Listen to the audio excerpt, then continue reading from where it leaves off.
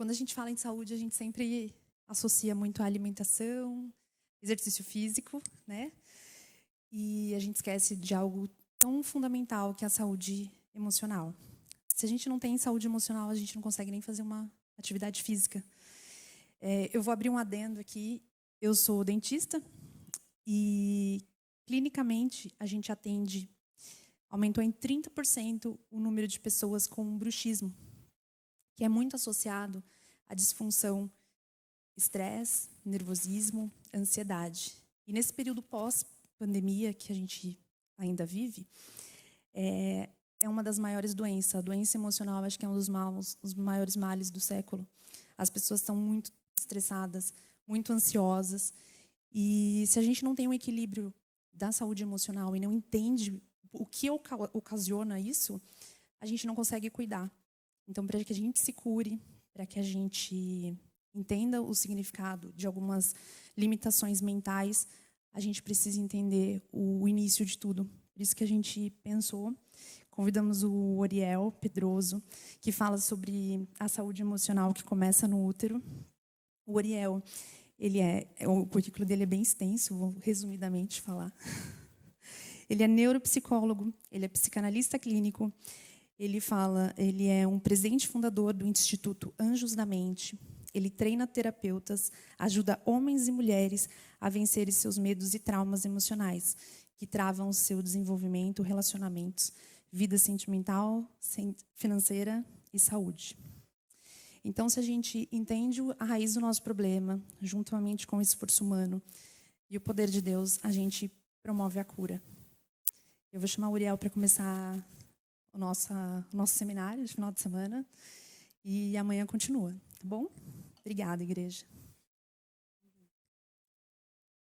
Boa noite, povo. Feliz sábado. Bom, depois do que ela falou aqui, acho que a gente já podia dizer amém, né? Foi uma palestra. Já foi uma palestra fantástica, porque demonstra e mostra realmente o quadro terrível que nós vivemos em sociedade, não só brasileira, como mundial. Existem pessoas que estão sofrendo. Então, gratidão, doutora Luciana, pelo convite, gratidão, pastor, gratidão a cada membro dessa igreja pelo seu voto, né? Para que a gente pudesse ter um final de semana. Foi muito bem falado. Às vezes a gente pensa muito na saúde física e esquecemos de uma saúde muito importante, que é a saúde mental. E a saúde mental é interessante quando você olha para isso, porque se você tem saúde mental, mesmo que você não tenha saúde física, você tem condições melhores de poder enfrentar o problema de saúde física. E a gente vai, ao longo dessa caminhada, hoje, amanhã de manhã e amanhã à tarde, entendermos algumas situações e você vai se enxergar, se encontrar, talvez se emocionar com algumas coisas que nós iremos trabalhar. Como a gente é crente e a gente já orou, né? A gente também vai ler um texto da Bíblia, porque a Bíblia ela é a base, inclusive para a saúde mental de cada um dos seres humanos. E o texto que eu separei para a gente ler nessa noite está na carta aqui de Paulo aos Romanos, capítulo 12, que você, em muitos momentos, você escutou em vários sermões. E cada um, né, vai puxar para um lado, então eu vou puxar a sardinha para a minha brasa aqui, para a saúde emocional. Mas se aplica a todas as áreas, porque a Bíblia é um livro incrível, não é verdade? Então, olha que incrível esse texto de Paulo, aqui aos Romanos, e algumas Bíblias, inclusive, traz aqui um título que fala de nova vida. Mas eu queria me deter aqui no verso 2. E Paulo diz, e não vos conformeis com este século, mas transformai-vos pela renovação da vossa mente, para que experimentais qual seja a boa, agradável e perfeita vontade de Deus. Esse texto bíblico é incrível, porque ele fala assim, não se conforme com esse século, com esse mundo, com o que está à sua volta, com o que está acontecendo. Mas aí ele traz uma palavra incrível aqui, que é a palavra transformai-vos pela renovação. E essa transformação é como se fosse uma metamorfose. Sabe quando a lagarta se transforma numa linda borboleta? Transformação da mente. Deus se comunica conosco através da mente. E quando a gente começa a olhar e ter um olhar para essa área, a gente entende que alguém teria que arrumar alguma maneira, alguma forma para que a comunicação não fosse tão clara. Porque quando nós oramos, nós falamos com Deus. Quando nós lemos a Bíblia, Deus fala conosco. E você já percebeu que às vezes é muito difícil ler a Bíblia, mas às vezes alguém consegue ler um livro, às vezes um livro até grande, mas a Bíblia fica um pouco difícil. E é interessante isso. Nosso assunto hoje aqui, ele não é teológico, mas ele tem um início, uma base, para a gente entender e compreender que há algo por trás, por que tantas pessoas estão sofrendo e por que tantas pessoas estão doentes. Eu trato de pessoas como neuropsicólogo e também psicanalista clínico. Só que eu comecei a receber muitas crianças. E quando eu digo crianças, é crianças de 8, 9 anos de idade. Crianças que tentaram suicídio. Isso mexeu muito comigo e eu tomei uma decisão. Não podia tanto, apertou um pouco, mas eu fui para dentro da escola pública. E aí eu fiz uma outra formação, que ela disse que o currículo é extenso, né? Mas eu nem passei o currículo mesmo, eu só passei a parte dessa área. Eu fui para dentro da escola. E dentro da escola pública, eu fui dar aula de história, e as escolas que aceitam, a gente fala sobre saúde emocional. E tem uma das aulas que eu dou na escola, que ela é reconstruindo a saúde emocional no ambiente familiar e o ambiente escolar. Bem característico para aquilo que a gente está enfrentando hoje, né? Então, eu entendi que a gente tinha que ir na fonte, ajudar na fonte. E através desse trabalho nas escolas, teve um dia que um garoto ia se suicidar de uma das escolas em São Bernardo, e o garoto subiu numa janela na parte mais alta para pular, e um garoto que havia assistido às aulas arrancou ele daquele lugar, e aí trabalhou aquilo que ele havia aprendido em sala de aula.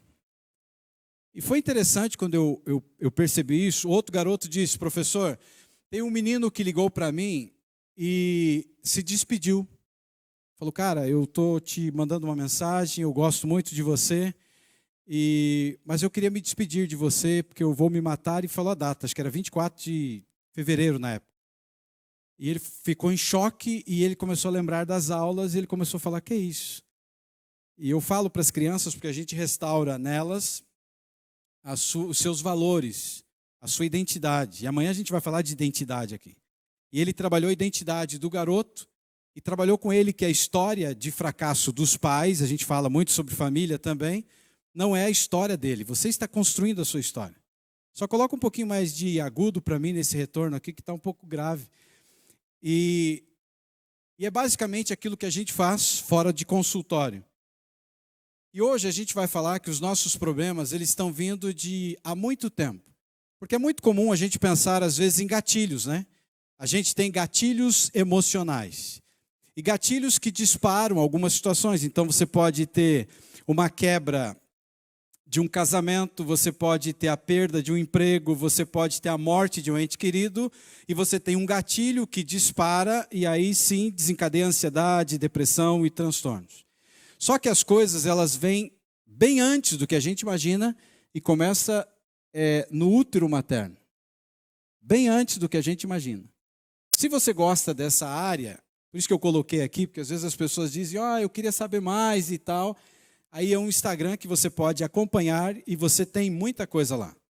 E amanhã, no finalzinho, eu também vou mostrar o Facebook e o YouTube, porque tem muitas aulas gravadas. Só em uma das plataformas tem mais de 450 aulas sobre saúde emocional. Eu ensino muitas coisas, inclusive como que você faz para reativar o freio das suas emoções. Tanto emoções positivas como negativas, porque as duas podem, inclusive, te matar. E abaixo da linha racional, ou melhor, na parte mediana do cérebro, tem um negócio chamado córtex cingulado anterior, que ele é o freio das emoções.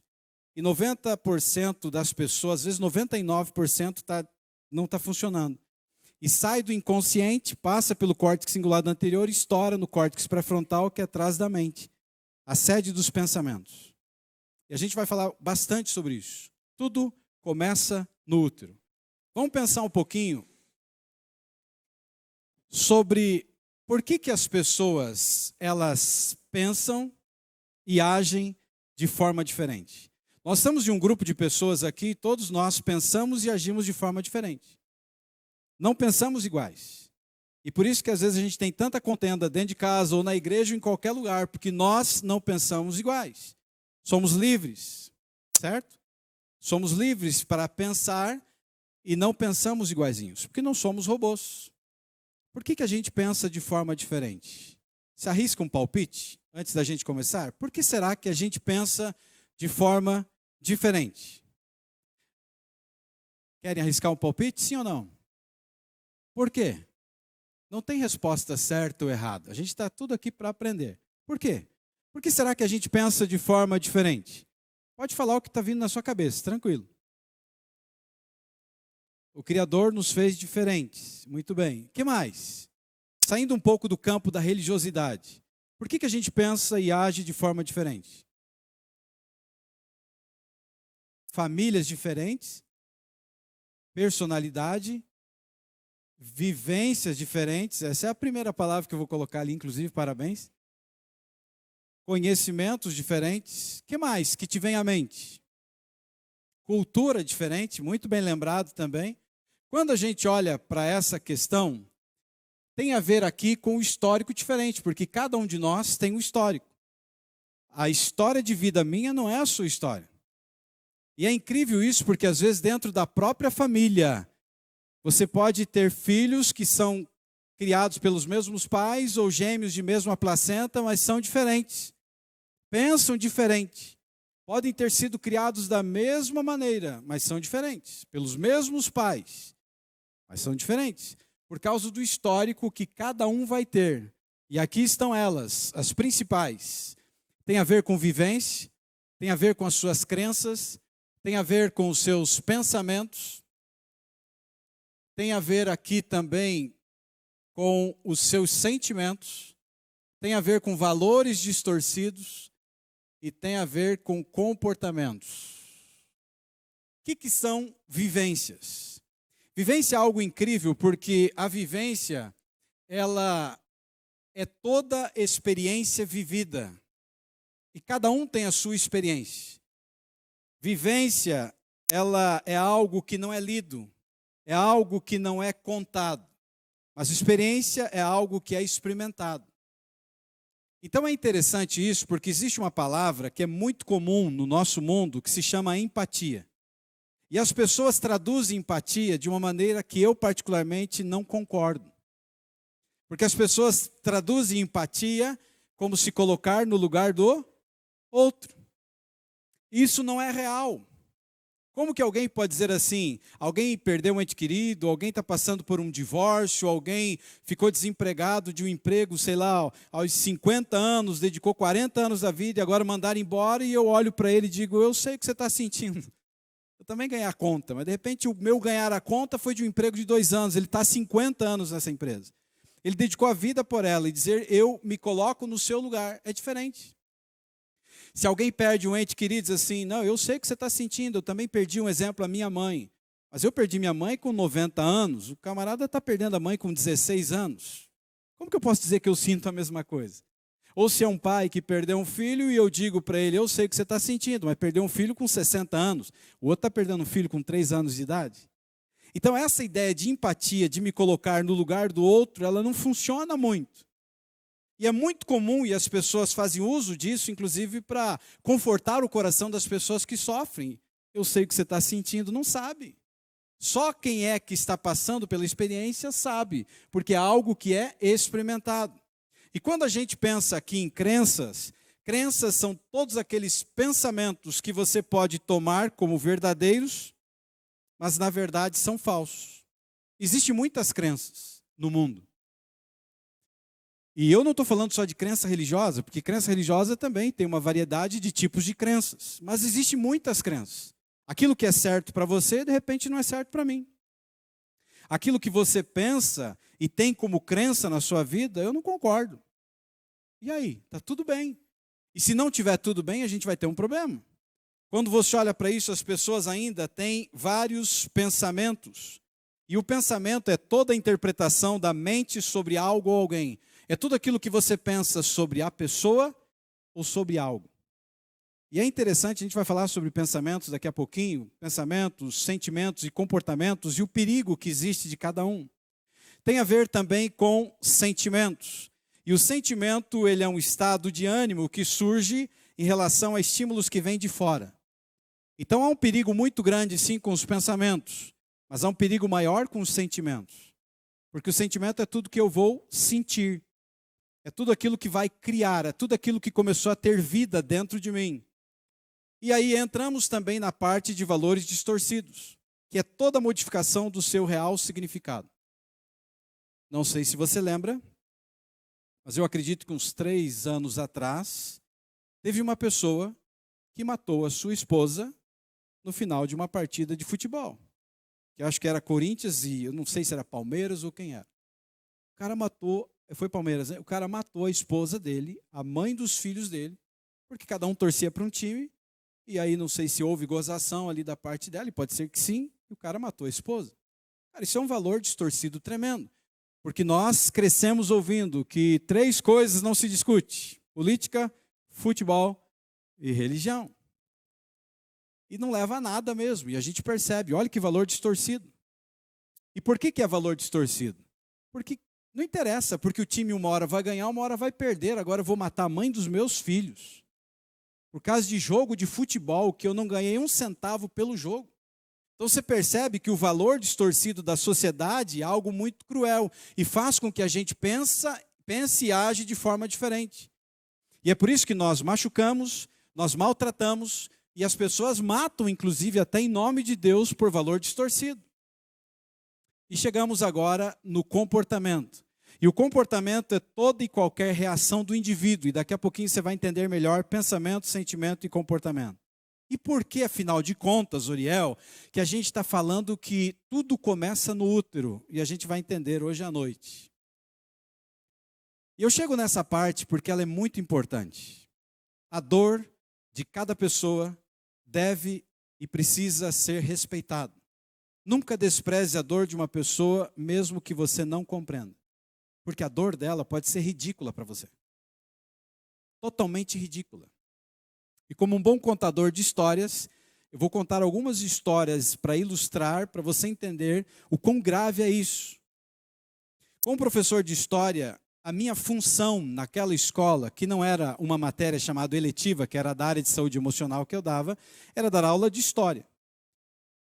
Só que eu pedi para a direção da escola, e não é toda a escola que permite, a escola que não permite eu saio dela, e eu vou para alguma escola que eu posso realmente atuar, e a gente salvou muitas crianças, louvado seja Deus por isso. E não só as crianças, como ressignificou a história dos pais, porque os pais vieram atrás, a gente chegou a fazer palestra para pais também. E dentro de sala de aula, tem alguém aqui que é professor ou professor? Legal.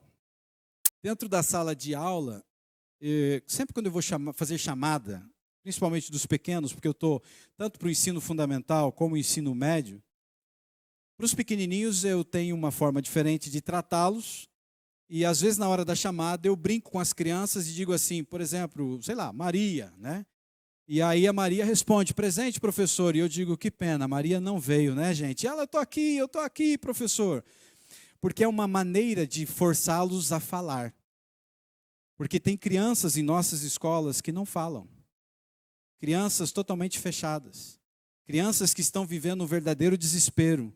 Crianças que não querem ir para casa, porque a melhor coisa dela é estar na escola do que estar no inferno dentro de casa.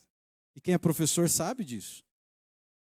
E naquele dia eu cheguei e dentro dessa sala, que era do 7º ano, naquela época, tinha 3 meninas que eram muito amiguinhas e sentavam sempre juntas, sempre andavam juntas.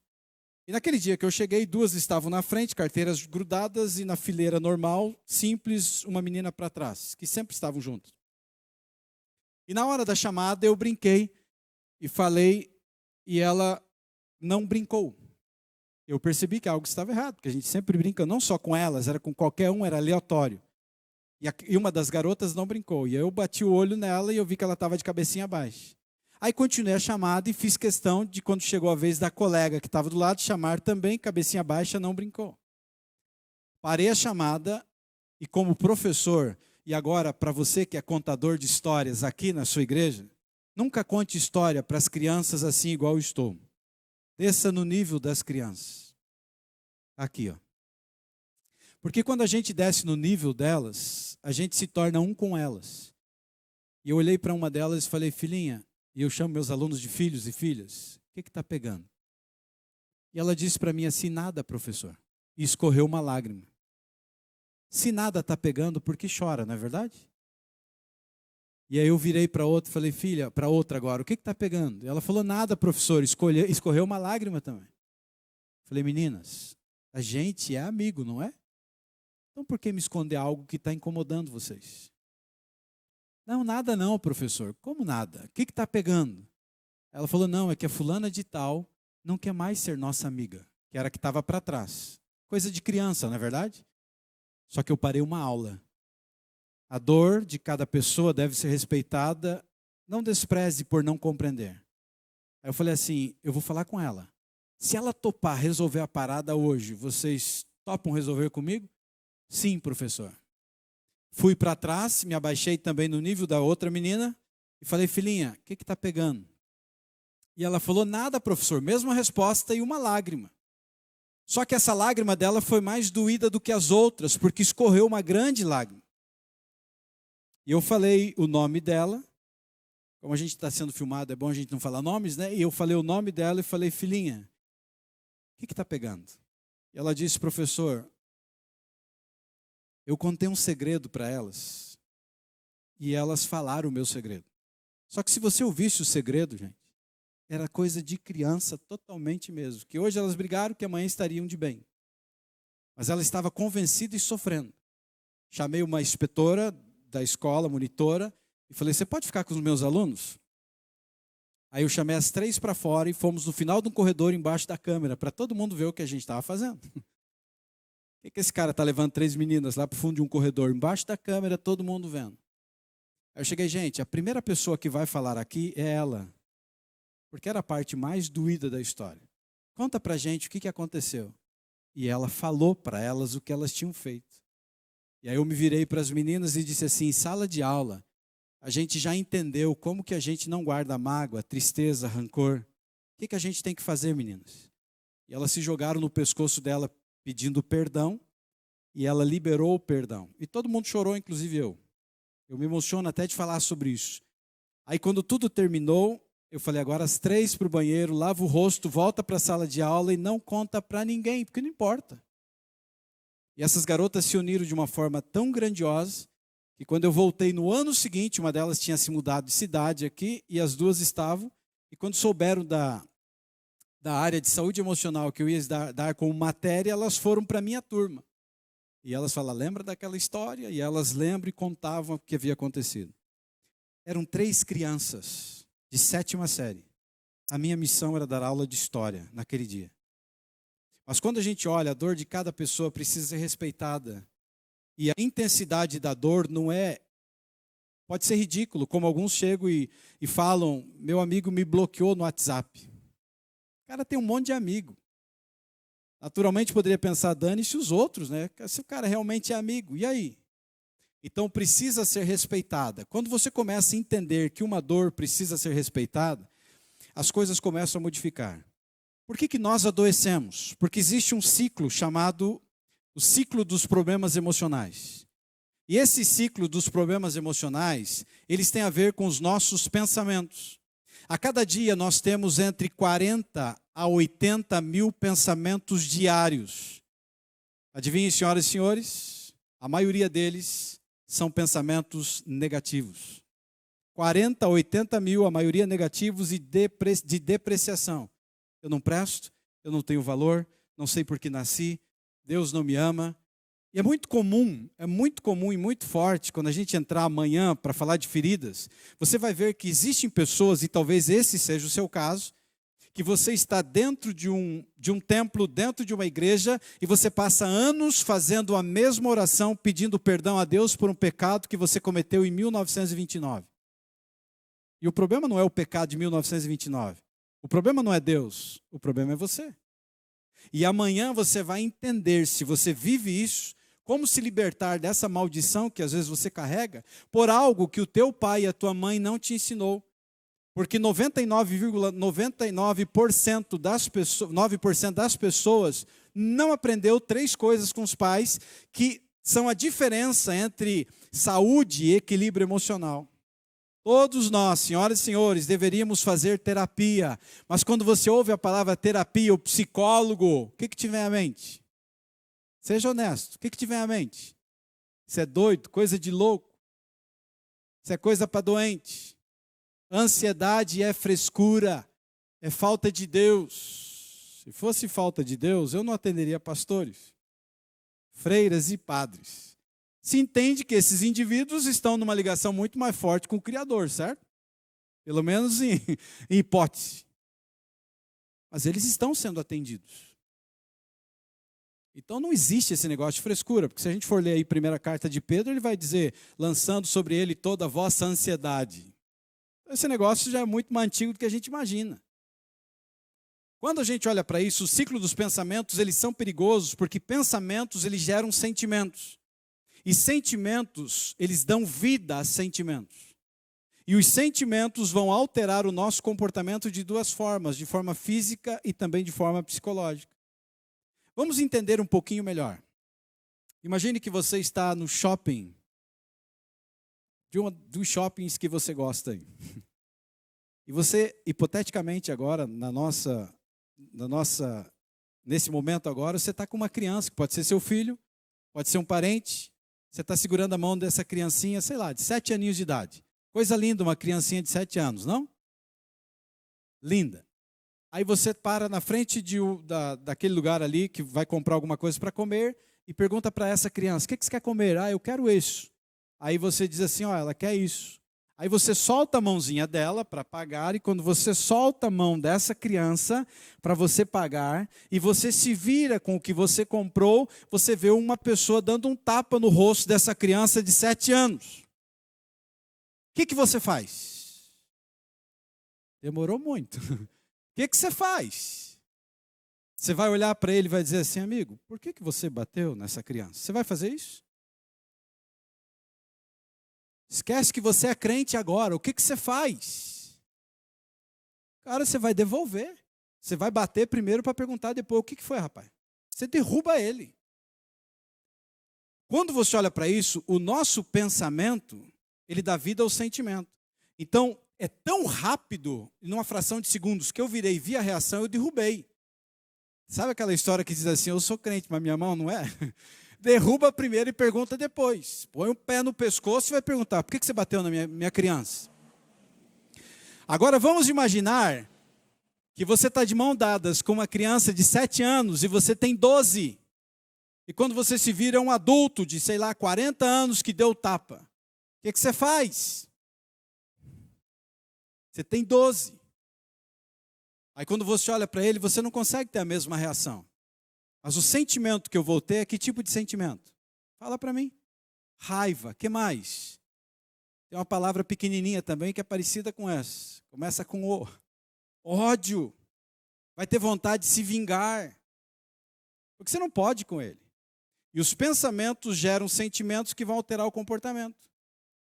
Quando eu era garoto, eu não posso dizer quando era pequeno, que eu ainda sou, principalmente perto do pastor Nelson, eu comecei a trabalhar muito cedo, né? Que hoje em dia, infelizmente, criaram uma idiotice que não pode, mas eu comecei com 11 anos de idade, aos 15 anos eu comprei meu primeiro terreno, fruto de trabalho, dedicação, e minha mãe, né? Me ajudando, me apoiando.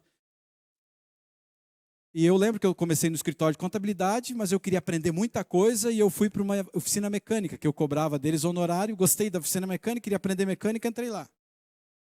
Quando entrei nessa oficina mecânica, eu comecei a sofrer um negócio que hoje a gente conhece como bullying. Meu nome é Oriel, os caras me chamavam de Areião. Já começa por aí. Eu era o menorzinho de todos, claro, eu tinha 12 anos de idade. Esses caras me pegavam pela mão, às vezes pelo pé, e me rodavam dentro da oficina, assim, ó. E você ri, né? E me soltava e eu caía assim, ó, blum, blum, blum no chão. Quer mexer com um garoto? Fale de quem para ele? Mas antes da mãe, ou depois da mãe, fale de quem? De quem? Fora ele. Tem a mãe, tem o pai, mas tem mais membros na família. Quer mexer com um menino? Fale de quem? Das irmãs. E esses caras falavam só coisas lindas que queriam fazer com as minhas irmãs, se é que você me entende. Queriam destruir elas, se é que você me entende.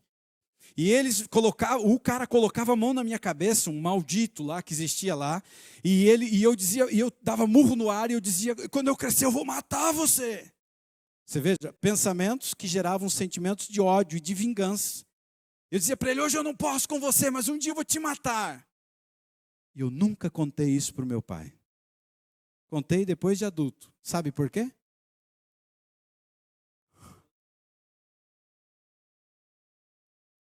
E o meu pai era um bugrão, casado com uma linda italiana de olhos verdes, uma boneca de 82 anos hoje. Eu falo com ela toda noite. Papai já está dormindo, já faz 10 anos. Gostava de dormir, está dormindo. 10 anos já. Mas Jesus vai tirar de lá. Por que eu estou te contando isso? Porque nós vivemos isso desde criança. Os nossos pais fizeram isso com a gente. Cala a boca, engole o choro, aqui quem manda sou eu. E blá, blá, blá, blá. E quando os pais fazem isso, os pais reprimem os sentimentos dos filhos. Eu chego para as minhas crianças na escola, e professores, façam isso um dia para você ver a experiência, como é triste. E pergunto aqui, quantos de vocês, pode ser em qualquer idade, quantos de vocês teriam coragem de sentar na frente do seu pai e sua mãe e conversar meia hora sobre os seus sentimentos e suas emoções? Levanta a mão. Ninguém levanta a mão. E quando acontece é um que tem coragem. E às vezes tem 40 alunos naquela sala. E eu entendo que ninguém dá o que não teve. Seus pais deram o melhor para você, e se você for analisar a história dos pais, que é o que eu ensino, quando a gente faz reprogramação emocional, você vai ver que se você apanhou de vara, seu pai apanhou de chicote, de rabo de tatu. E às vezes você apanhou muito menos do que ele, porque os pais vão melhorando. E quando a gente olha isso, vai mexer com você de forma física e psicológica. Por quê? Forma física, primeiro exemplo. O cara bateu no menino, eu soquei ele, joguei no chão, pé no pescoço, falei, o que é, rapaz? Forma física. O meu comportamento foi alterado instantaneamente de forma física. E a psicológica, aquilo que eu te contei, eu como garotinho ou outro menininho. Estoura por dentro. Reprime sentimentos. E faz com que você vai ter sérios problemas no futuro. E agora a gente entra numa parte muito importante, senhoras e senhores. 90% de todas as doenças físicas são psicossomáticas. Psico de mente, somática de somatização. O estrago mental. Significa que 10% das doenças físicas você deveria tomar remédio. O restante não. Só que nós temos um problema muito sério chamado indústria farmacêutica. E que as pessoas precisam vender. E drogas são criadas para isso. E se você toma remédio, pelo amor de Deus, não estou te mandando jogar remédio fora. Quem tem que tirar o seu remédio é quem prescreveu. Ok? Inclusive pacientes que eu atendo, se tomam remédio, não é eu que vou tirar. O cara vai melhorar tanto e aí o psiquiatra vai fazer o processo de desmame e vai tirar o remédio dele. Só que isso é muito forte. 90% das doenças físicas são psicossomáticas. Elas não são reais. Elas nasceram dentro da nossa mente. Sábio Salomão diz, e você já leu, assim como imagina na sua alma, será. Alma, nesse contexto bíblico, tem a ver com mente, a sede dos pensamentos. A sede dos pensamentos, e Salomão diz, tudo o que você imagina vai ser. E é interessante isso, porque a Bíblia fala de uma forma poética sobre coração, né? Filho meu, dá-me teu coração, isso é poesia. Isso aqui é só bomba que pulsa o sangue. E é muito bonito, e é romântico, né? Estou apaixonado, estou amando, é romântico.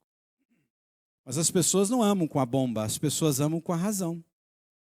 A pessoa é tão importante que eu entendo que eu não devo ficar mais longe dela e vou me casar.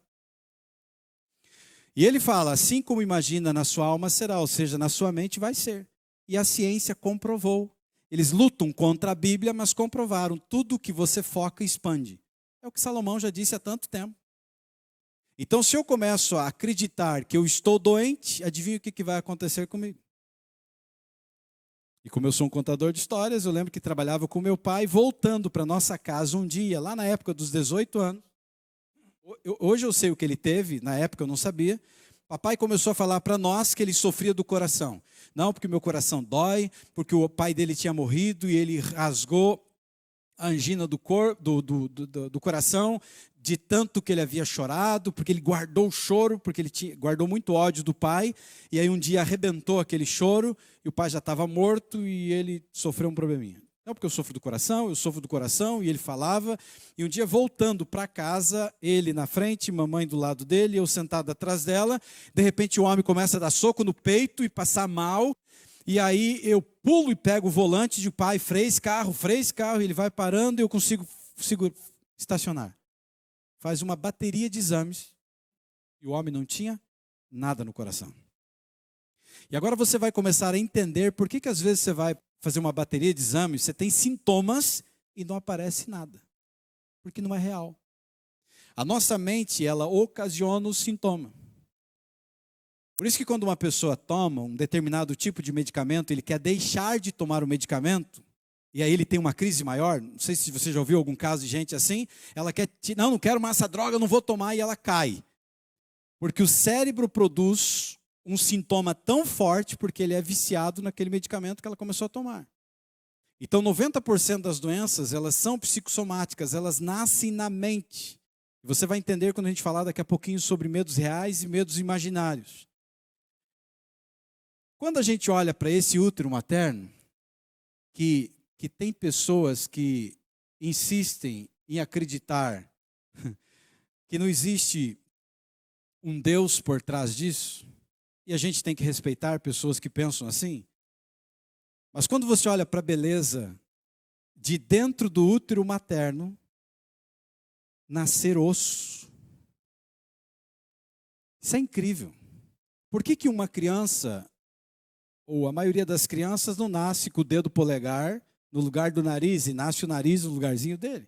Quando a gente tem alguma anomalia, infelizmente que em alguns casos acontece, mas uma hora ou outra acontece por uma má formação dos genes e assim por diante. Mas há uma perfeição. Você olha a perfeição que existe. Só que dentro do útero materno, ou antes de chegar aí, nós já temos 3 desafios muito fortes. O primeiro desafio se chama fecundação. E se você está aqui hoje à noite e ouve esse baixinho falando, é porque você é um milagre, irmão. Amém? Você é um milagre. Porque diante de milhões de possibilidades de seres humanos, você chegou lá. Muitas possibilidades existiam. E quer ver um maior milagre ainda? Que às vezes você pode ter uma dor tremenda no seu coração pelos seus pais, porque você não escolheu os seus pais. Ninguém chegou lá e falou assim, ei, está quase chegando a hora de nascer, tem uma listinha aqui de possíveis candidatos a pai. De quem você quer ser filho? E se você tivesse a oportunidade, talvez você olharia ali e falaria, eu quero ser do Silvio Santos, é claro. Quem quer dinheiro, né? Eu quero ser do Silvio Santos. De repente você nasceu numa família que foi tóxica, triste, narcisista, manipuladora, que te maltratou, que te machucou, que te adoeceu, porque já eram doentes, e que você carrega traumas, mas você é um milagre. Se não fosse a junção dos teus pais, você não existiria. Então essa junção formou você. Se fosse o teu pai com outra mãe, não era você. Então o maior desafio que a gente já enfrenta é a fecundação. Segundo desafio, gestacional, ou seja, gestação.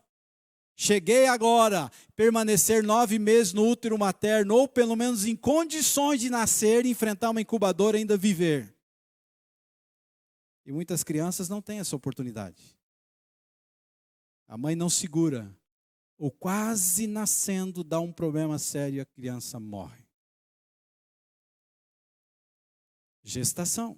Terceiro desafio, nascimento. Talvez você, quando chegou a hora de nascer, falaram, ei, está na hora de nascer, e você estreou no mundo. Talvez você teve que ser tirado no ferro como eu. Porque eu não queria nascer. Quase levei minha mãe e quase fui. E eu sou um milagre, um devedor do Senhor. Porque Ele permitiu que eu nascesse. Mas fui arrancado no ferro.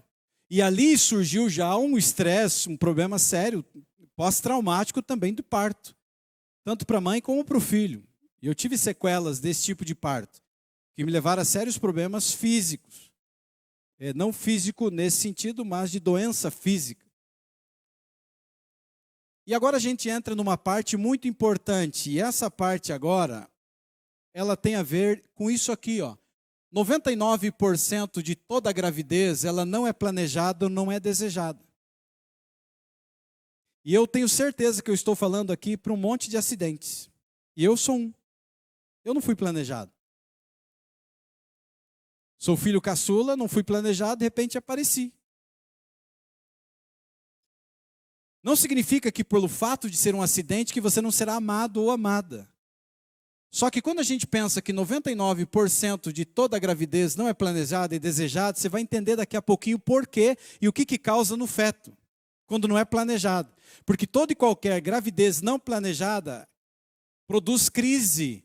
Porque às vezes o casal economicamente não está bem, ou o casal às vezes está vivendo uma crise conjugal e um bebê aparece. O casal às vezes está pensando numa separação e o bebê aparece. Então ele não é bem-vindo, ela não é bem-vinda naquele momento. E isso vai ir para o bebê e você vai entender daqui a pouquinho. Quando você olha para isso aqui ainda, toda doença humana ela é psicossomática, e a gente viu isso. E ela surge a partir das emoções. Agora imagine se você é criado em uma família em que reprimiu as suas emoções. Cala a boca, engole o choro. Você ouviu isso algum dia? Ou fez isso algum dia? Como alguém que leva uma palmada, uma chinelada, uma varada, uma cintada, vai engolir o choro se está doendo. E você cria filhos tímidos assim. Filhos que não vão exprimir suas emoções. Aí o pai fica revoltado e a mãe revoltada quando o filho vira adolescente ou está jovenzinho e dizendo, eu não te entendo, eu dou tudo para você e você transparece que você não me ama. Você está na minha casa, você é da minha família, você é meu filho, minha filha, eu te amo e você não demonstra que você me ama. Olha o que eu fiz com ele a vida inteira.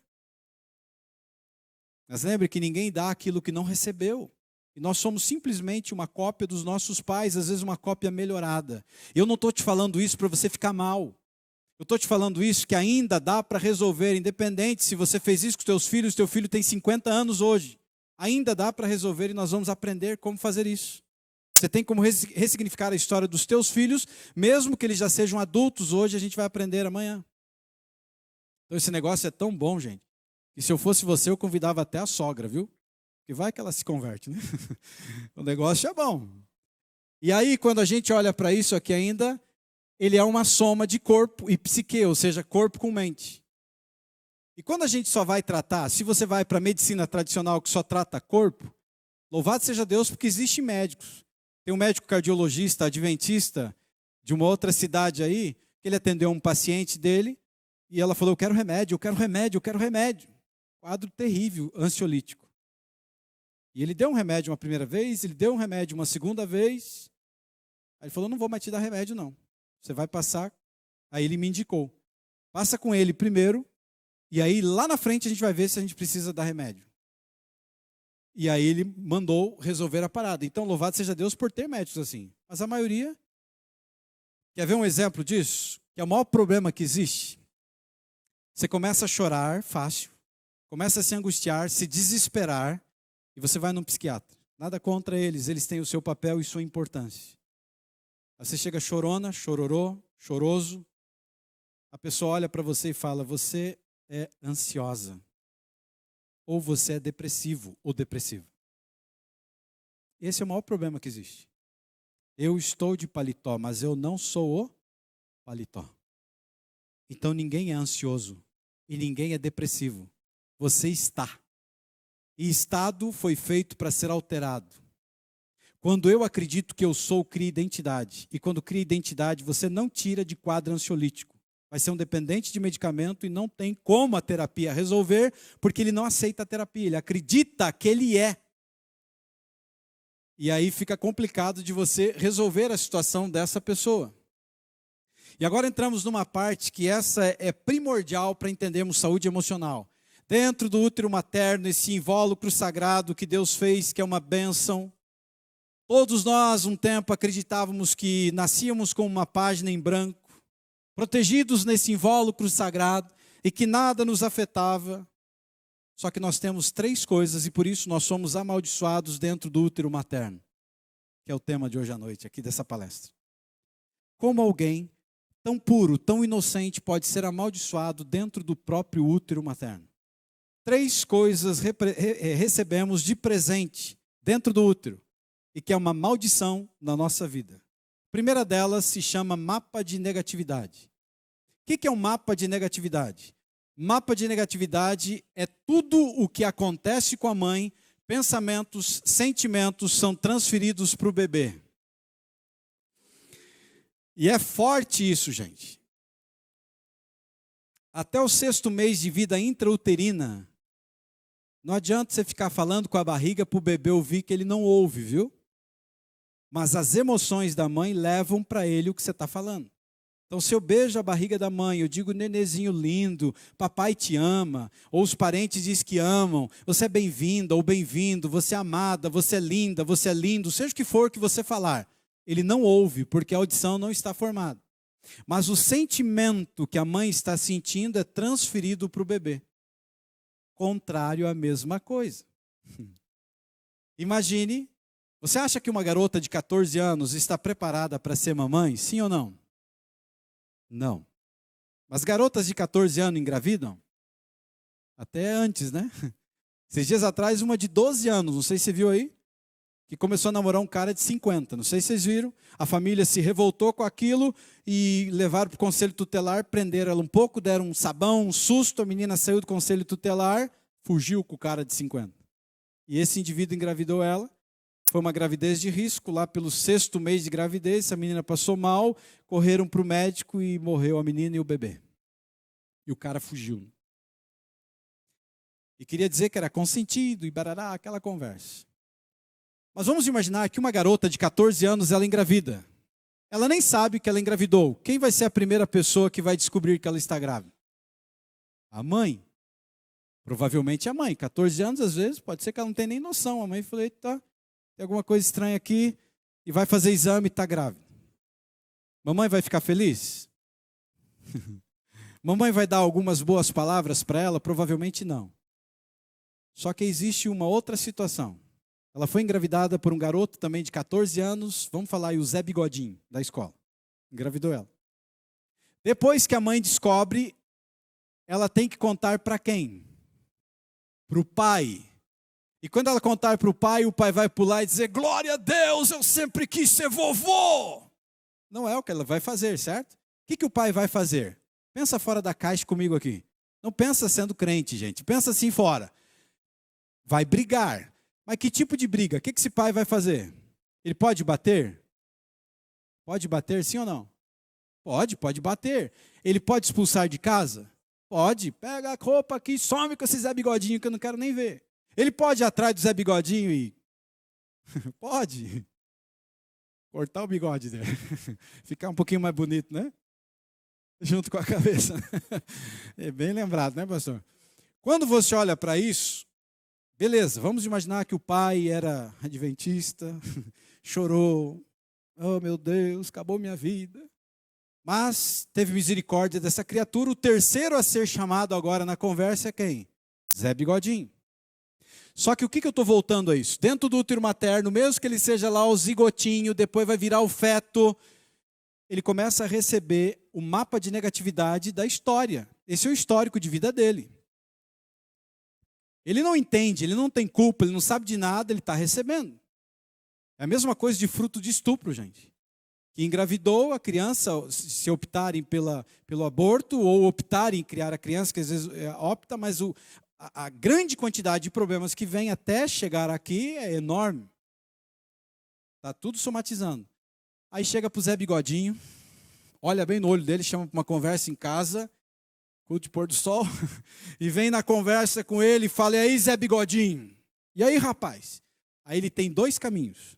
Ele bate no peito e diz assim: eu sou macho, eu vou respeitar o que eu fiz, eu vou cuidar, eu vou casar. Ou ele pode cair fora, nem vem para a conversa e diz assim: quem mandou engravidar? Como se ela tivesse engravidado sozinha, né? E pode fugir. Mas vamos imaginar que o Zé Bigodinho diz assim: não, eu vou casar. Quem casa, quer casa. Esse cara tem condição de dar uma casa para essa menina? Vai morar onde? Oh, Jesus. 2 crianças tentando cuidar de uma outra criança e os pais envolvidos.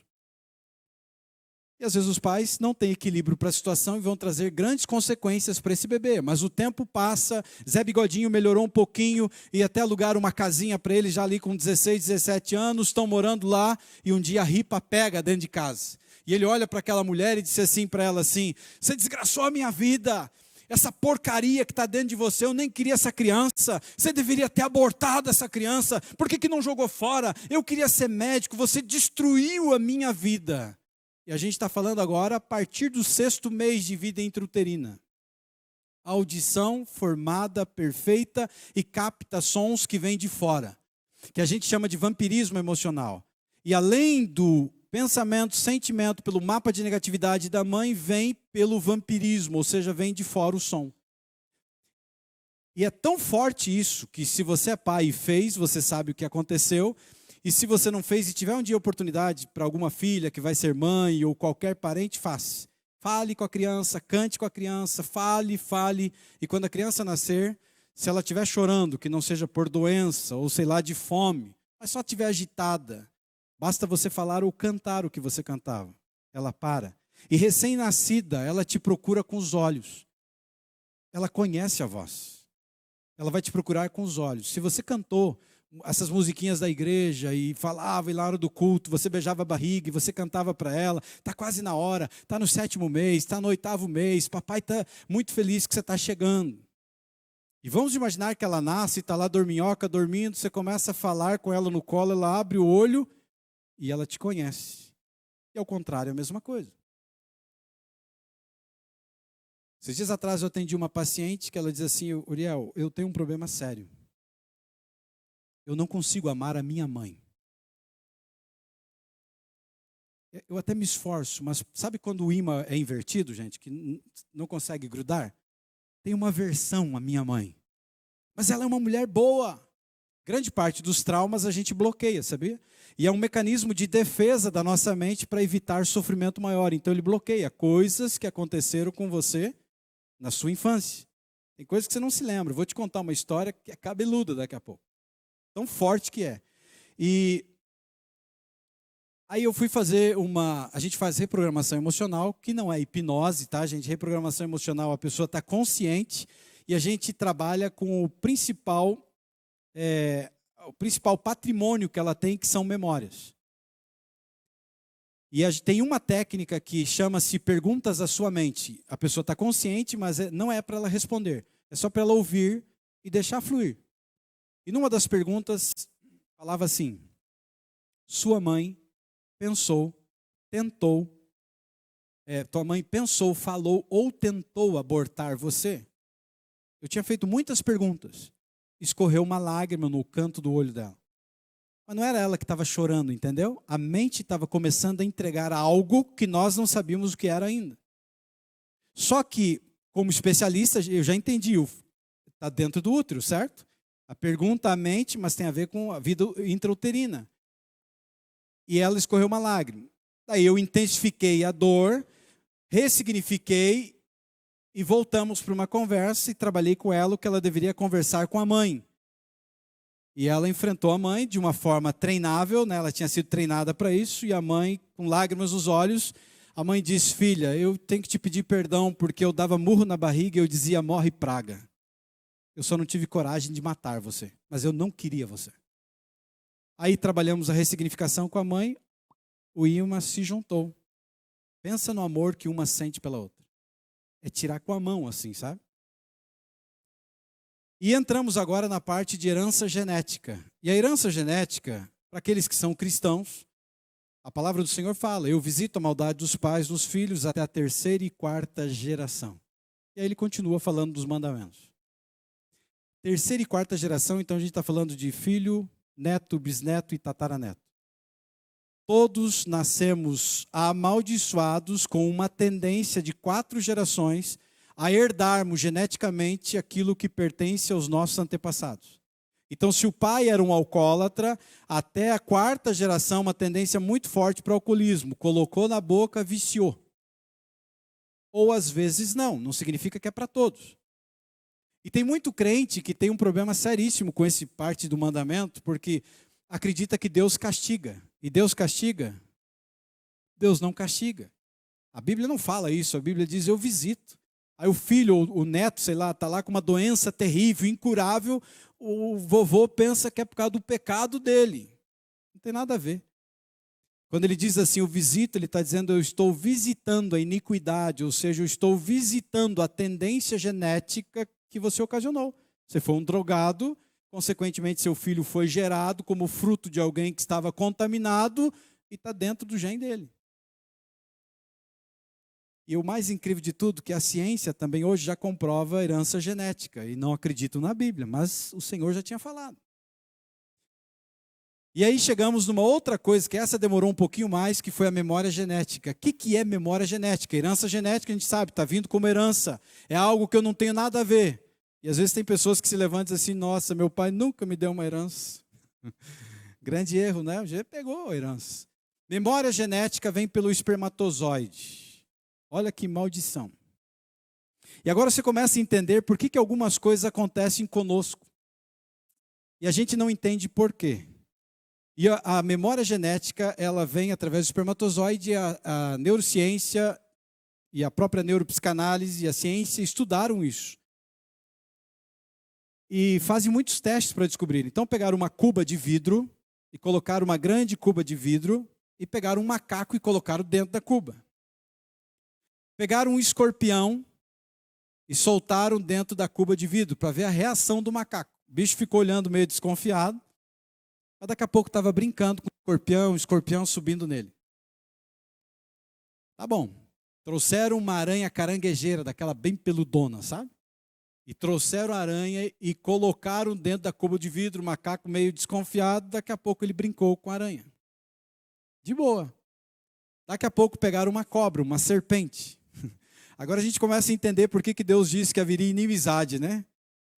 Quando pegaram a cobra e trouxeram em direção à cuba de vidro, nem chegaram, o bicho gritava e batia e quase quebrou a cuba. Não colocaram lá dentro. Pesquisa, dedução, esse era um animal silvestre, ele teve algum trauma com alguma cobra na natureza. Certíssimo. Só que o macaquinho, ele cresceu, ele conheceu uma outra macaquinha também daquele lugar, casaram-se, tiveram filhotes. E começaram a pegar as gerações. Primeira geração, bingo, na cobra, quase quebrava a cuba. Opa, mas esse aqui não nasceu aqui dentro. O segundo macaquinho, 4ª geração, chegou na 5ª, acabava o trauma. Na 4ª geração, todos eles apresentavam, dos filhos daquele macaco, não todos, mas uns que pegavam aleatoriamente do bandinho ali, apresentavam o mesmo trauma do pai, do velho pai.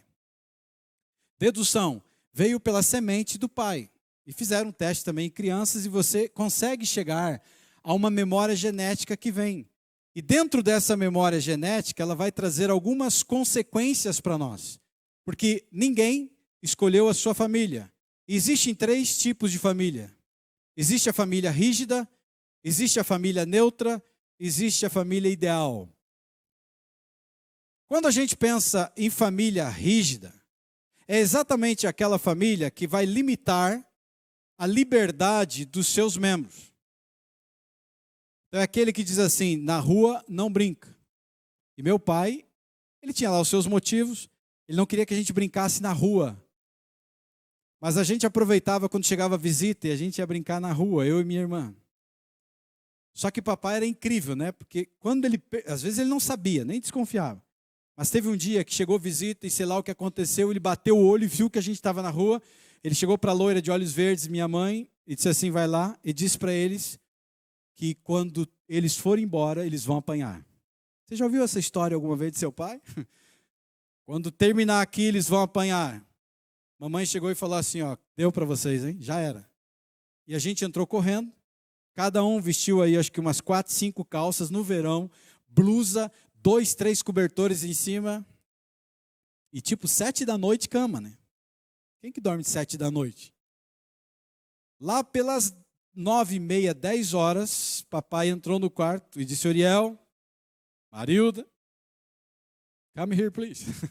Levantem-se, saiam para fora, né? Tirou a gente debaixo da coberta e falou, o que é isso aí? Tira a roupa. Só de calçãozinho, camisetinha, e o couro comeu, gente. Então ele era muito rígido. Eu odiei o meu pai. Por muitos momentos da minha vida eu odiei meu pai. Eu fui criado em um ambiente que eu nunca ouvi a palavra do meu pai, eu te amo. Mas ele morreu falando eu te amo. Porque eu consegui ressignificar a história do meu pai. Eu nunca ouvi a minha mãe, quando eu era garoto, falar eu te amo. Hoje a minha mãe não se cansa de falar eu te amo. Posso ligar 3 vezes por dia, ela termina dizendo, filho, você sabe que mamãe te ama muito. Mas eu cresci vendo minha mãe apanhar do meu pai. E eu não estou falando isso para desonrar a memória dele, porque os últimos 10 anos da vida dele, ele se tornou o marido que ela sempre quis. Ele pediu perdão para todos os filhos, porque algo mudou aqui. Mas o meu pai era crente. Mas era o crente que pregava aqui no púlpito e arrebentava a gente lá fora. Era o crente que ele estava aqui pregando no púlpito, ele era pregador, e lá fora ele batia na minha mãe. E é o que muitas vezes a gente vê a aparência, mas lá fora a gente não sabe o que a família enfrenta. E eu odiei esse cara. Odiei de um jeito, porque criança acredita em tudo. Tudo que você fala para uma criança, ela acredita. E eu fui o único filho de 6 irmãos que não nasci. Porque o meu pai disse que eu não nasci. Meu pai chegou para mim, e se ele tivesse contado que a cegonha tinha me trazido, era muito mais romântico e bonito. Mas ele falou, sabe como é que foi, Uriel? Uma brincadeira idiota que desgraçou a minha vida. E que me levou a adoecer, ficar tímido. E chegar a 15 anos de idade sem um único amigo. Que isso que acontece quando ele te cria travas e trauma. E disse, um dia eu estava no ferro velho. E quando eu estava no ferro velho, dentro de um tambor enferrujado, eu encontrei você. Sério, pai? Sério. E quer ver a prova? Eu tenho um mapa no meu peito. Eu não sei que mapa é, deve ser da Canaã Celestial, não descobri ainda. E que é meio marrom assim. E ele disse, está aí a prova. Eu lixei, eu lavei, não saiu a ferrugem. Me fazia como criança usar camisa fechada até o pescoço. E criou dentro de mim uma crença chamada desamor. Sabe o que é desamor? Incapacidade de ser amado. Ninguém te ama e nem Deus ama você. Então você falar para alguém que tem a crença do desamor, que Deus é amor, é mentira. Deus não ama. Eu não sei por que eu existo. Isso causou um grande dano. E eu vou falar amanhã, quando falar de feridas, como que eu ressignifiquei esse negócio. Então tem a família rígida, que pode ser que você teve. Essa família que traz um prejuízo muito grande.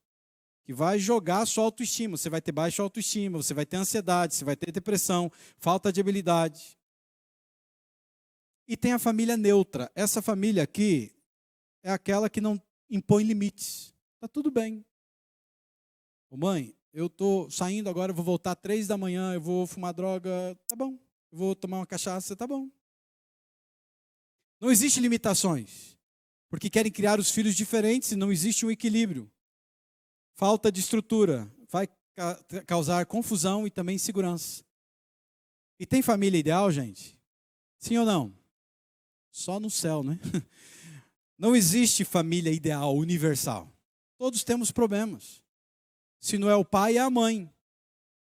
Se não é o pai e a mãe, são os avós. São aqueles agregados que estão dentro. Não existe uma família que seja adequada para as crianças. Mas deveria existir uma família que buscasse o equilíbrio entre a rigidez e a neutralidade. Ser rígido quando precisa ser rígido, que envolva algumas situações, ser neutro quando eu posso ser maleável. Tentar buscar o equilíbrio. Mas lembre-se que ninguém dá aquilo que não tem. E a história de fracasso do seu pai e da sua mãe não é a sua história. Seu pai pode ser a coisa mais maravilhosa, mas ele falhou com você. Se você olha para a história, você percebe, ou a mãe falhou, alguém bateu demais ou bateu de menos. Alguém aconselhou demais ou aconselhou de menos. E acabou faltando. E existe uma diferença muito grande entre autoridade e autoritarismo. Porque a autoridade é necessária. Quer ver um exemplo? Você está indo com o seu carro agora embora para casa. E no rádio da polícia fala um carro assim, assim, a característica do seu carro. E tem a polícia num determinado lugar e aparece o seu carro. Você está saindo da igreja, você é crente.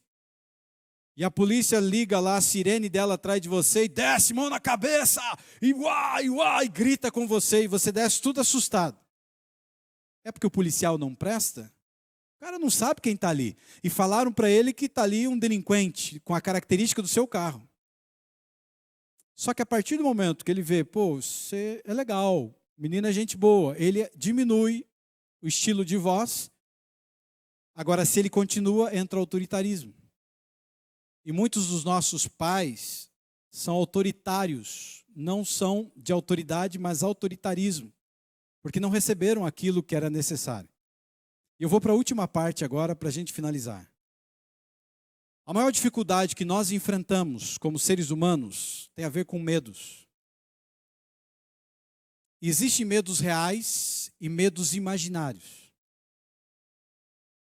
E hoje à noite, se você quiser fazer uma experiência comigo, a gente vai fazer uma experiência ao vivo e a cores, para você perceber que a tua mente, ela não distingue o que é real do que é imaginário. Só que para fazer, é uma experiência, você não vai ser hipnotizado, pode ficar tranquilo. Você tem que ficar totalmente consciente naquilo que você estiver ouvindo. Eu não vou dar comando para o seu cérebro para você rasgar dinheiro, fique tranquilo.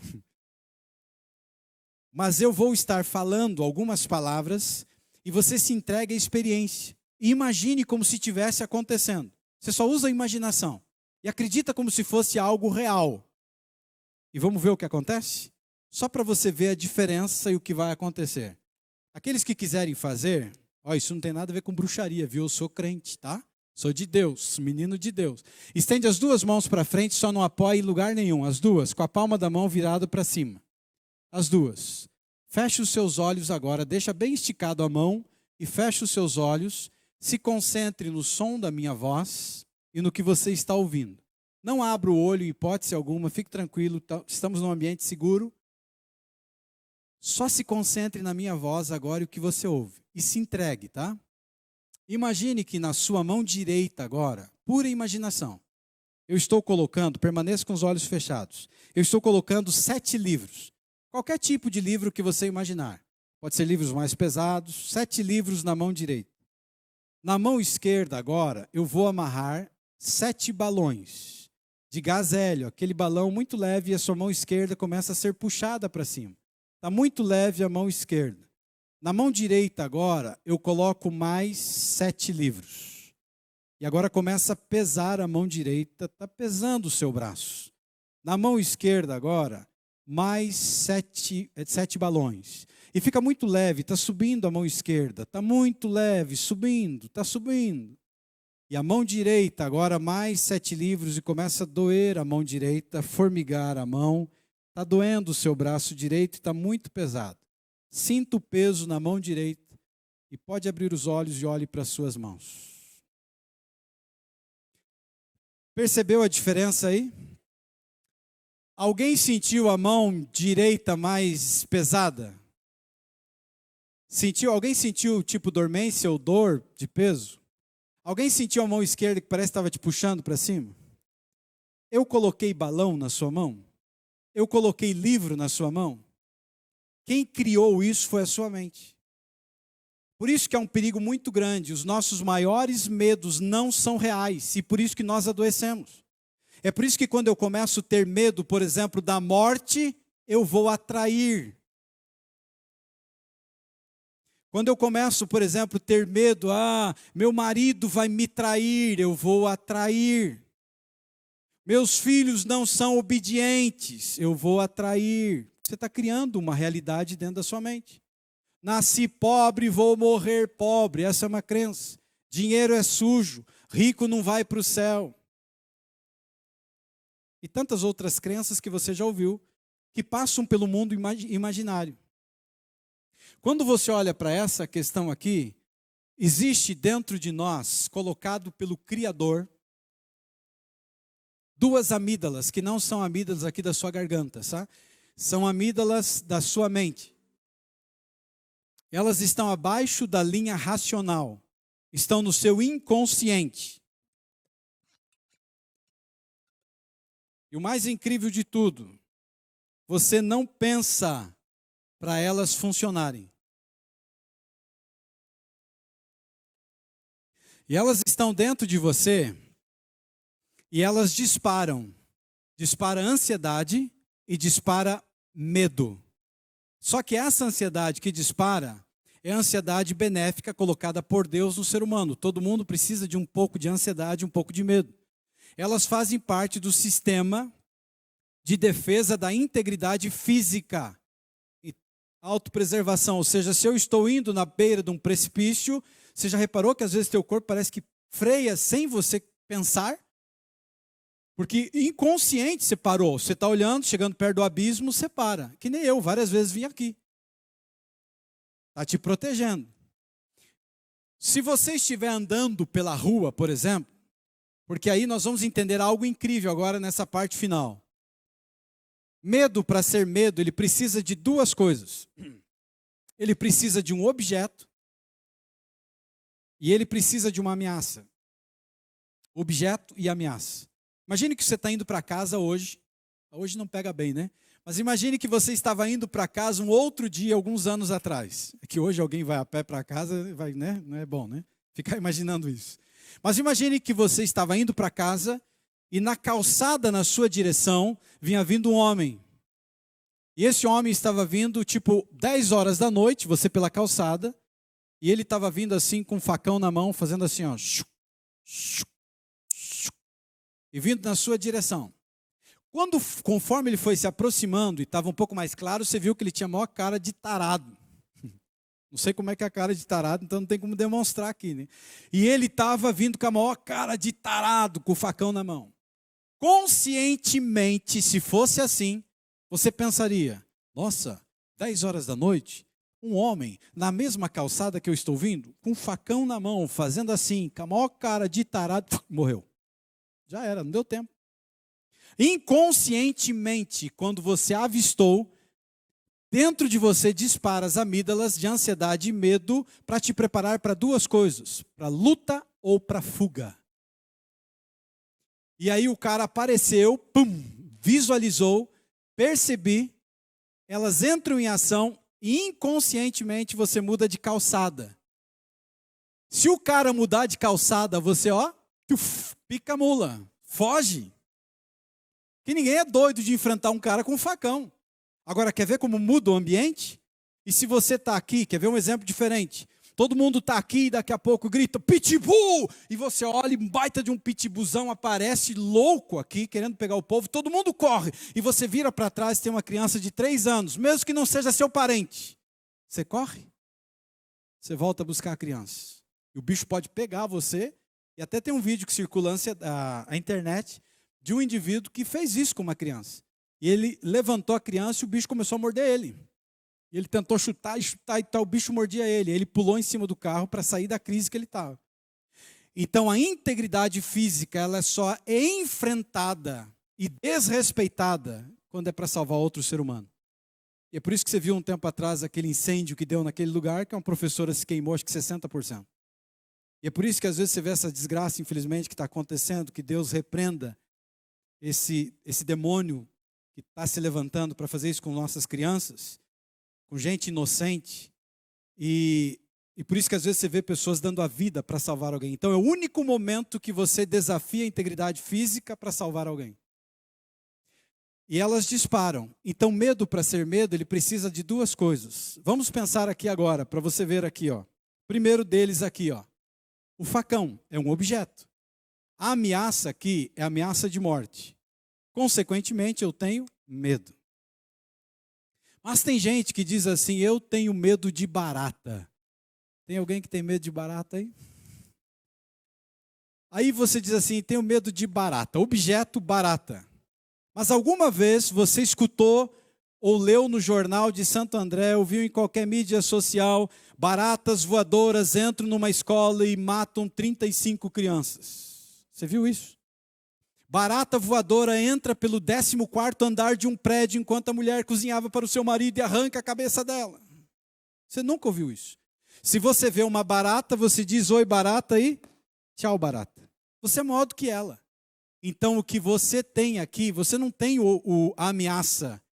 Então o que você tem é uma fobia. E essa fobia pode ser de elevador, pode ser de lugar escuro, e foi implantado em você, porque às vezes nem a experiência foi com você. Mas lembra lá do mapa de negatividade? Pode ter sido sua mãe, que um monte de barato caiu em cima da grávida, ela deu um perereco, gritou e entrou para você. E entra uma questão aqui de fobia. E é interessante isso, porque os pais implantam medo nos filhos, né? Eu acredito que vocês não fizeram, porque vocês são crentes. Mas coloca o bebezinho assim no ombro, para dormir, e vai batendinho e diz assim: Nana, neném, que a cuca vem pegar. Papai tá na roça, mamãe. Logo vem ou foi trabalhar? Quem que está cantando esse miserável então? Aí o outro canta assim: boi, boi, boi, boi da cara preta, pegue essa criança. Você fez isso? Aí o outro olha para o filho e fala assim: filho desobediente, o homem do saco vem pegar. Eu ouvi isso. Garotinho, bonitinho, 8 aninhos de idade, indo para a escola num belo dia. Daqui a pouco eu olhei na rua, um cara com um saco nas costas, e ele gritava, blá, blá, blá. Eu não entendi o que o cara falava, mas eu vi o homem e vi o saco. Saí correndo, entrei embaixo da cama. E minha mãe falou: que é isso, filho? Eu não conseguia falar, rapaz. O que é, rapaz? O homem, que homem? O homem do saco. E ela disse: não existe. Como não existe? Não tinham falado para mim? Ela falou: filhinho, vem cá, filho, sai daí. Eu não vou sair daqui, eu desobedeci, mãe. Ele está vindo.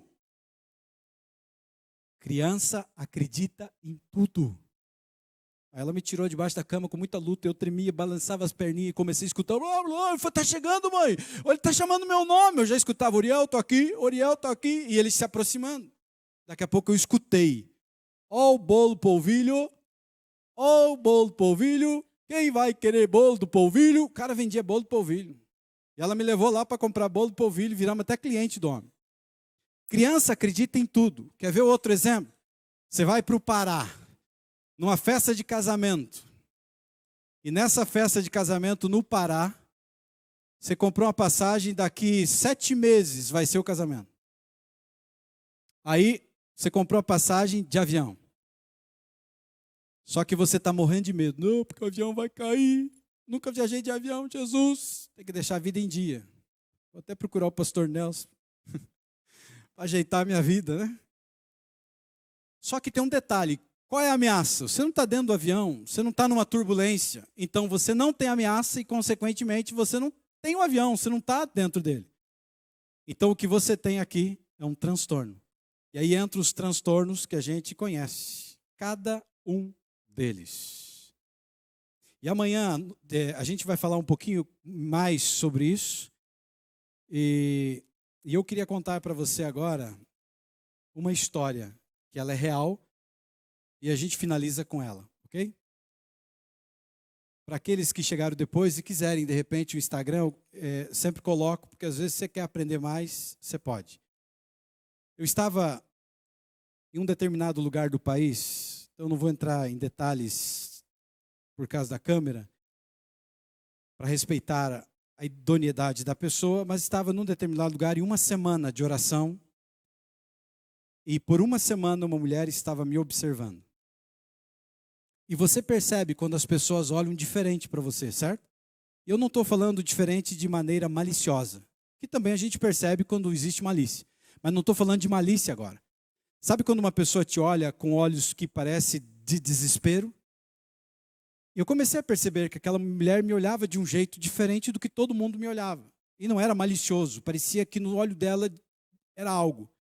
E ela rompeu o silêncio, eu comecei a me aproximar dela, cumprimentar e tal, e ela rompeu o silêncio. Numa quarta-feira à noite, na porta, ela disse assim: Uriel, será que você poderia me atender um pouco antes da programação da noite? Eu falei, claro que eu posso te atender.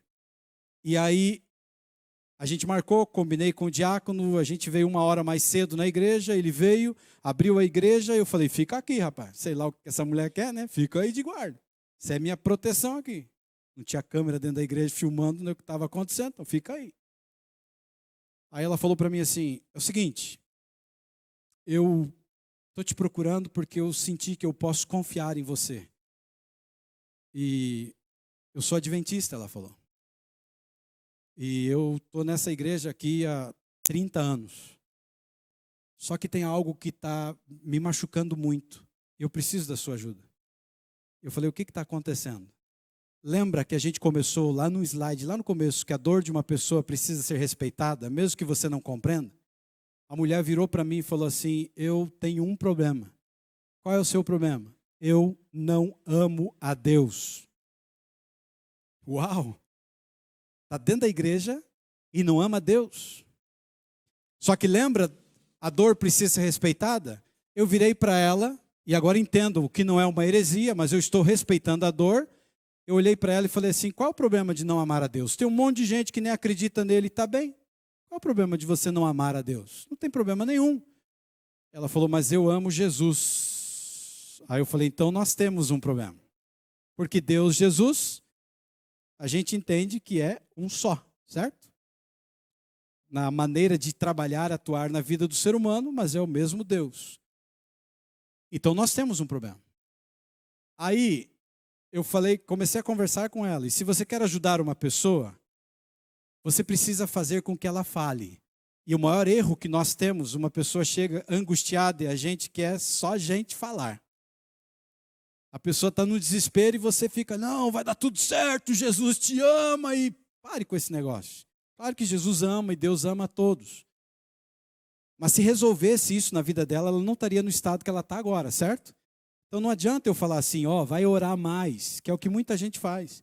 Meu casamento está destruído, está arrebentando tudo. Você tem que orar mais. Ela não tem que orar mais. Tem algo diferente que está faltando que precisa ajudar.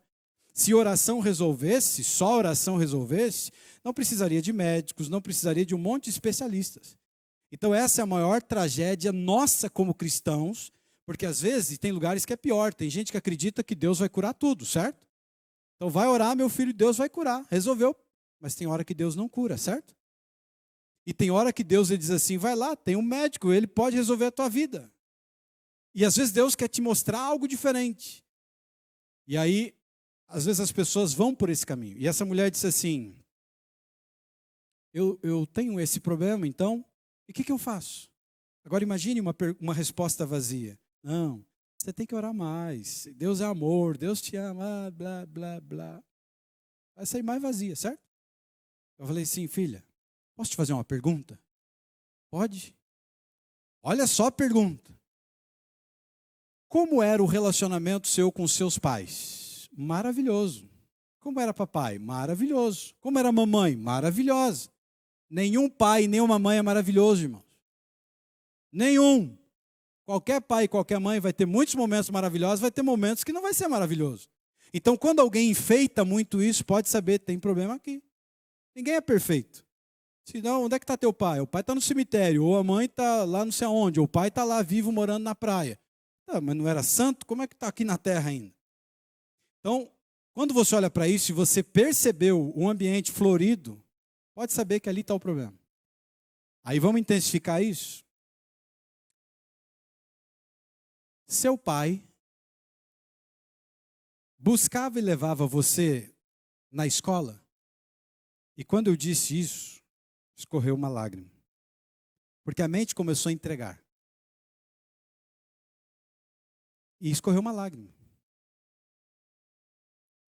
E aí eu intensifiquei ainda. Quando o papai buscava você na escola e te trazia para casa, ele ficava sozinho com você? Aí ela começou a chorar. E aí desbloqueou um bloqueio que ela não lembrava mais de um cara que ia até a escola, pegava uma garotinha a partir dos 7 aninhos de idade e levava para casa até os 13 anos de idade e a estuprava. Apertava a garganta dela e dizia: se você contar, eu matarei sua mãe, suas irmãs e você viverá e saberá que você é culpada pela morte delas. E é o que o abusador faz. E é o que a sociedade faz. A garota foi estuprada. Se não tivesse andando 10 horas da noite, não tinha sido estuprada. Se não tivesse de mini saia, não teria sido estuprada. Com todo respeito, irmãs e irmãos, uma mulher poderia, não deveria, mas poderia andar nua se ela quisesse naquele lugar e não daria direito a ninguém mexer com o corpo dela. Certo?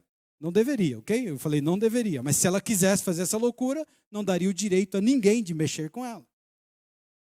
Esse cara fazia isso com essa criança. Agora, quando a gente olha para isso, para essa cena, e você vê ele fazendo isso com ela, tem um problema seríssimo que a religião não vai resolver, que a igreja não vai resolver. Tinha 30 anos de adventismo, que pastor nenhum conseguiria resolver, que oração nenhuma conseguiria resolver, porque estava interno. Estava dentro dela uma dor que era um bloqueio, e esse bloqueio era terrível. Sabe o que aconteceu? Querem saber, sim ou não? Amanhã. Amanhã. Não é isso que a novela faz com quem gosta de novela? Por isso que eu não assisto. Porque senão fica sofrendo ali. Só amanhã. Amanhã, nas cenas dos próximos capítulos, você entenderá o que aconteceu com essa mulher. Quem é ela? Onde vive? Queridos, eu estou muito feliz de estar com vocês. Hoje foi um pano de fundo, uma abertura para nós entendermos de onde vêm os nossos problemas, as nossas debilidades,